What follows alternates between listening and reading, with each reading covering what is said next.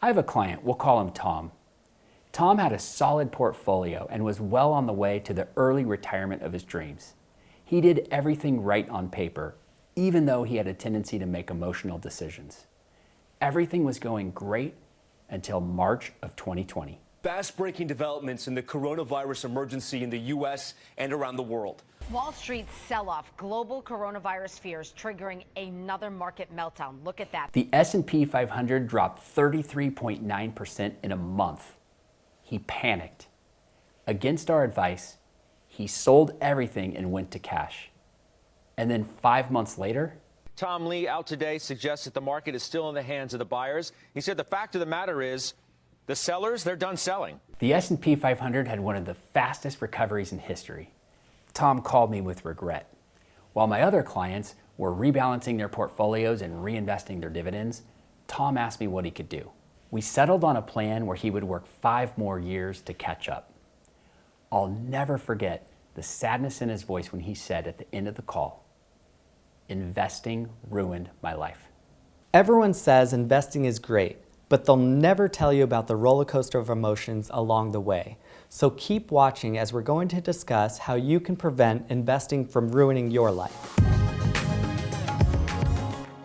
Studies show that people who look at their portfolios too frequently get worse returns on their investments. Yeah, we all know that we need to buy low and sell high. In fact, Warren Buffett says we need to be buying when there's blood in the streets. So why does the average investor do so poorly when it comes to their investment returns in their portfolio? What do you mean?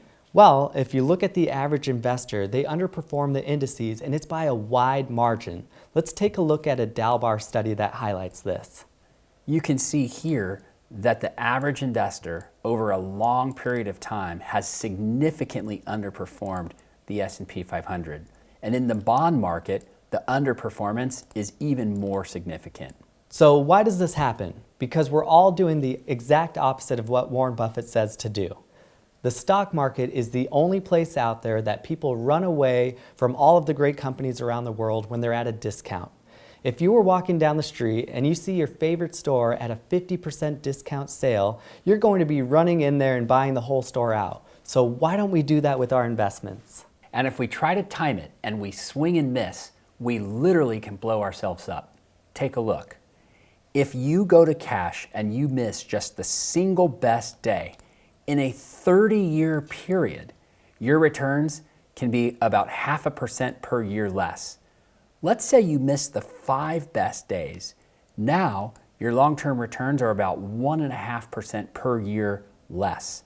And if you miss just the best 15 days, you're down about 3% per year. Missing the best 25 days means your returns are literally cut in half over a 30-year period. Think about that.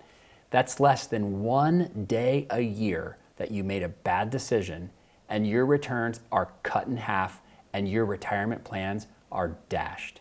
Investing is meant to be a passive activity with a long-term perspective.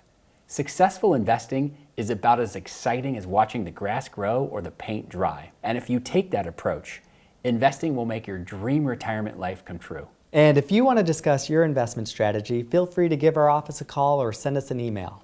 And make sure to like and subscribe the channel, and we'll see you on the next one.